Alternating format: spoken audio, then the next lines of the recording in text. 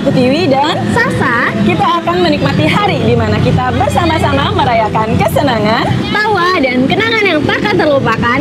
Tentunya momen di Yogyakarta dengan Pilote.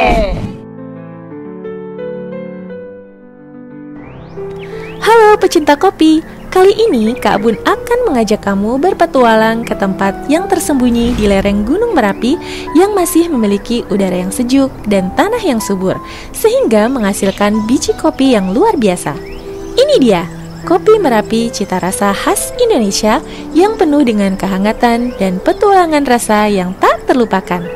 Saya petani kopi organik dari Gapoktan Sejahtera Umbul-Harjo di bawah binaan Kementerian Pertanian, Direktorat Jenderal Perkebunan. Kopi organik ini tujuan saya agar kita itu bisa memulailah hidup sehat tanpa ada masukan bahan kimia. Dalam pengolahan kopi yang tradisional ini, karena kopi itu kan sifatnya menyerap aroma di sekitarnya. Jadi andai kata kita dalam produksinya umpamanya menggunakan gas, nah itu nanti akan bau gasnya itu akan terserap juga di dalam kopi itu sendiri. Jadi kita bertahan tradisional ini untuk menciptakan rasa kopi yang benar-benar kopi enak yang sudah sering dilakukan orang tua kami terdahulu. Harapan saya anak-anak muda mencintai kopi dengan sepenuhnya, dan anak-anak yang di dusun yang punya lahan itu mau menjadi petani kopi yang handal, itu agar mereka bisa menyelamatkan bumi ini. Kopi Merapi tak hanya sekedar minuman. Ini adalah warisan alam yang dipetik dengan cinta oleh para petani lokal. Setiap tegukan membawa kita kembali ke kisah perjalanan yang luar biasa. Bagaimana biji kopi ini diolah. Dan inilah hasil akhirnya, secangkir kopi yang nikmat yang bisa menemani hari-harimu.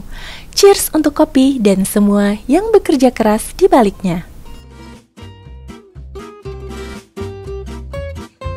Hai sahabat kebun pecinta coklat, hari ini kita akan melakukan perjalanan seru untuk mengetahui bagaimana coklat favorit kita tumbuh, dipanen, diproses hingga akhirnya menjadi coklat yang lezat. Yuk kita mulai petualangan coklat kita.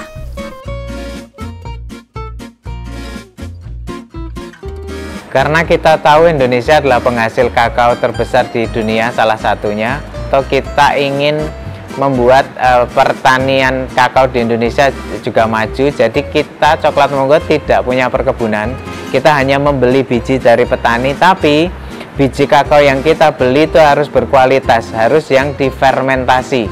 Karena rata-rata biji kakao di Indonesia yang petani kakao olah itu kebanyakan belum difermentasi.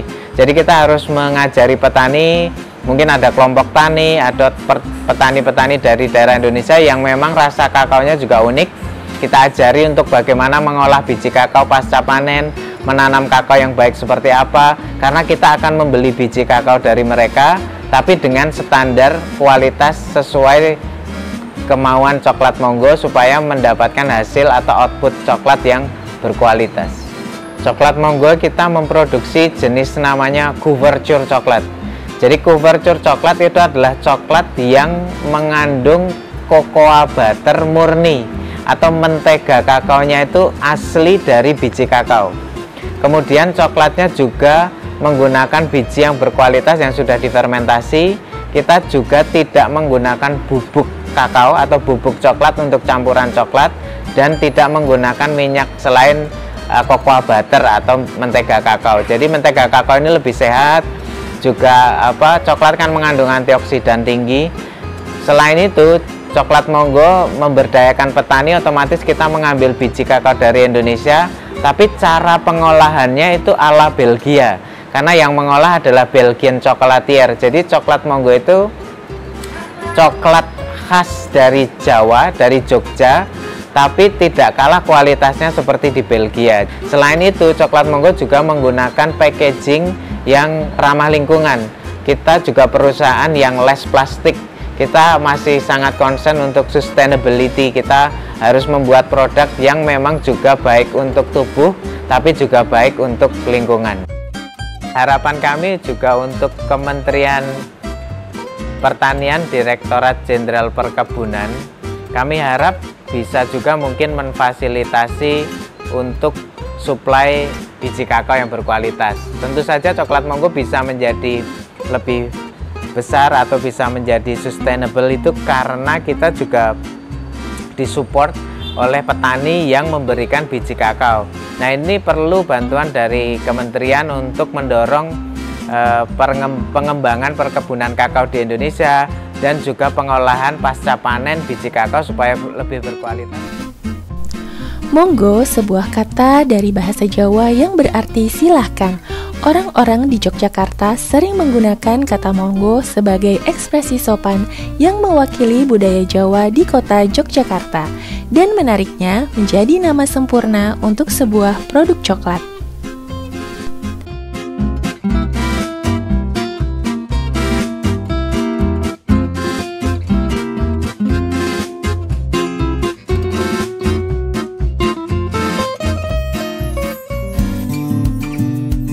Menikmati teh bisa menjadi pengalaman yang sangat menyenangkan dan menenangkan.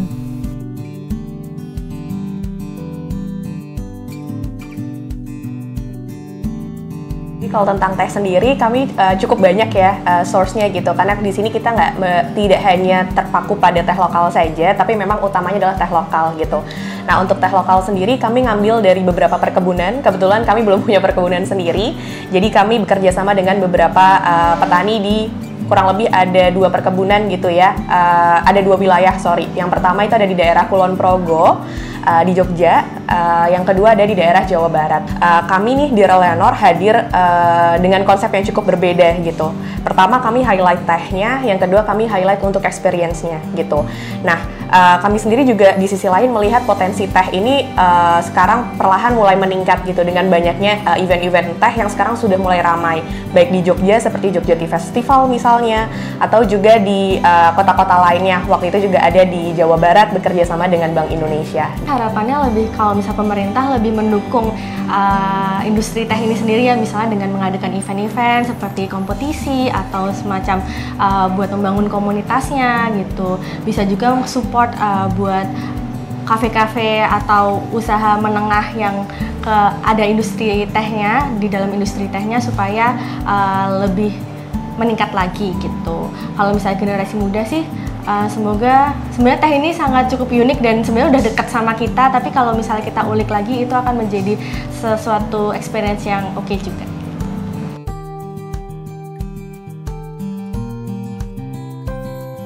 Sebagian orang memanfaatkan teh untuk merelaksasikan diri. Biasanya, teh digunakan sebagai salah satu minuman yang menyegarkan dan menyehatkan bagi tubuh. Dengan berjalannya waktu, hasil olahan teh semakin beragam dan inovatif. Sensasi dalam setiap proses pembuatan hingga mengonsumsi teh bisa memberikan ketenangan dari aroma teh yang menenangkan. Kali ini pembahasan Pilates sudah cukup manis kita bahas di Yogyakarta. Semoga hari-hari kita penuh dengan kelezatan, kebahagiaan, dan keistimewaan seperti Yogyakarta. Have fun! Nah, itu dia petualangan Pilates Kak Bun kali ini. Semoga menginspirasi maupun memotivasi sahabat kebun untuk semakin kreatif dan inovatif, memperkaya ragam hasil olahan dari komoditas perkebunan, semakin bernilai tambah dan berdaya saing. Semoga petani Indonesia semakin sejahtera dan produk perkebunan semakin mendunia. Sampai jumpa di Slice of Bun petualangan Kak Bun berikutnya ya.